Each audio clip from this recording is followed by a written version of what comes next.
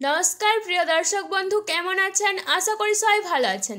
আজকে আপনাদের জন্য আবার একটি নতুন খবর নিয়ে এসেছি, তা হলো আরও 3% ডিএ বাড়বে রাজ্য সরকারি কর্মচারীদের।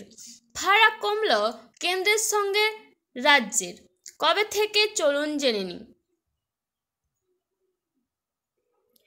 রাজ্য সরকারি কর্মচারীদের 3% মহার্ঘ ভাতা বাড়ানো হলো, আর তার ফলে কেন্দ্রীয় সরকারি কর্মচারীদের সঙ্গে রাজ্য সরকারি কর্মচারীদের ডিএর ফারাক আরও কিছুটা কমে দাঁড়ালো। একইভাবে অবসরপ্রাপ্ত রাজ্য সরকারি কর্মচারী বা পেনশনভোগীদের 3% ডিয়ারনেস রিলিফ বৃদ্ধির ঘোষণা করা হলো, ফলে তাদের সঙ্গে কেন্দ্রের ফারাক কমল। শুক্রবার 2025 থেকে 26 অর্থবর্ষের বাজেট পেশ করেছে ত্রিপুরা সরকার। আর রাজ্য সরকারি কর্মচারীদের 3% ডিএ এবং পেনশনভোগীদের 3% ডিআর বৃদ্ধির ঘোষণা করা হয়েছে, যা আগামী 1 এপ্রিল থেকে কার্যকর হবে। অর্থাৎ আগামী এপ্রিল থেকে তাদের প্রাপ্ত ডিএ এবং ডিআরের পরিমাণ বেড়ে দাঁড়াবে 33%। আপাতত তারা সপ্তম বেতন কমিশনের আওতায় 30% হারে ডিএ বা ডিআর পাচ্ছেন।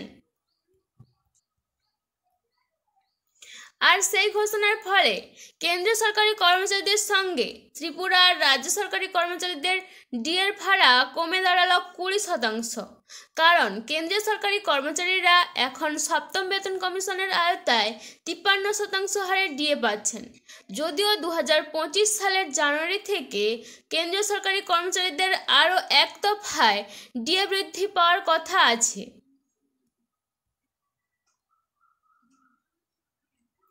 তারই মধ্যে শুক্রবার যে বাজেট পেশ করা হয়েছে তাতে আগামী অর্থবর্ষের জন্য অর্থ দপ্তরকে 6,450 কোটি টাকা বরাদ্দ করা হয়েছে।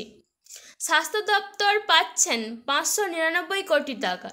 তাছাড়াও গ্রামীণ উন্নয়ন দপ্তর, পূর্ত দপ্তর, স্কুল শিক্ষা দপ্তর, স্বরাষ্ট্র দপ্তর, সামাজিক উন্নয়ন ও সামাজিক শিক্ষা দপ্তর, আদিবাসী উন্নয়ন দপ্তর, নগরায়ণ দপ্তর, শক্তি দপ্তর, কৃষি দপ্তর, বন দপ্তরকেও বড় অঙ্কের বরাদ্দ করা হয়েছে টাকা।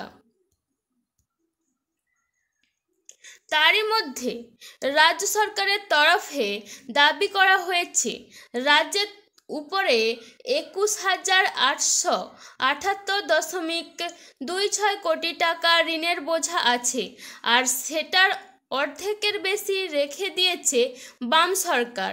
2018 সালে যখন বাম সরকারের পতন হয়েছিল তখন রাজ্যের ঘাড়ে 12,903 কোটি টাকার ঋণের বোঝা ছিল বলে বিজেপি সরকারের তরফে দাবি করা হয়েছে।